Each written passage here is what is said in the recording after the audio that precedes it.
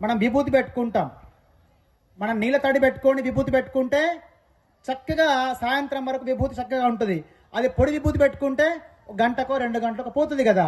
కాబట్టి ఏంటంటే అందరూ కూడా మంత్రోపదేశం గురువు దగ్గర తీసుకోవాలి. గురువు లేని విద్య గుడ్డి విద్య. ఏ విద్య అయినా కానీ గాక, అది ఆధ్యాత్మిక విద్య కానీ భౌతిక విద్య కానీ, దేనికైనా గురువు ఉండాలి.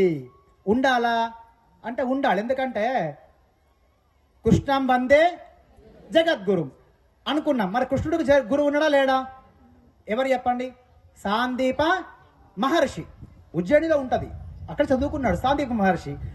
మరి రెండవది మీకు తెలుసు, రాముని గురు వశిష్ఠ మహర్షి. కాబట్టి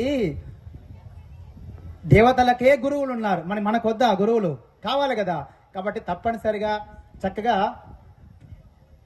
గురు మంత్రోపదేశం తీసుకోండి. తీసుకుంటే ఆ సంస్కారం మీకు ఎలా ఉంటుందో మున్ముందు ఏర్పడుతుంది.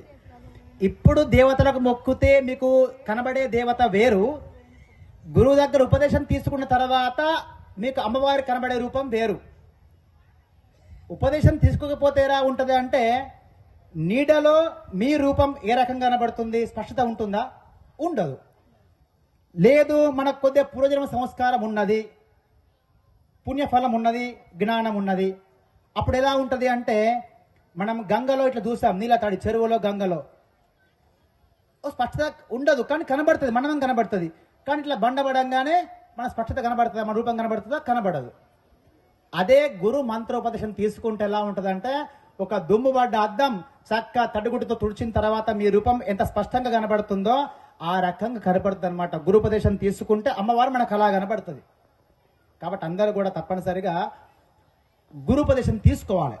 అమ్మవారి యొక్క జపం చేసుకొని మన జన్మను స్వార్థకం చేసుకోవాల్సిందిగా కోరుతూ, అలాగే ఇప్పుడు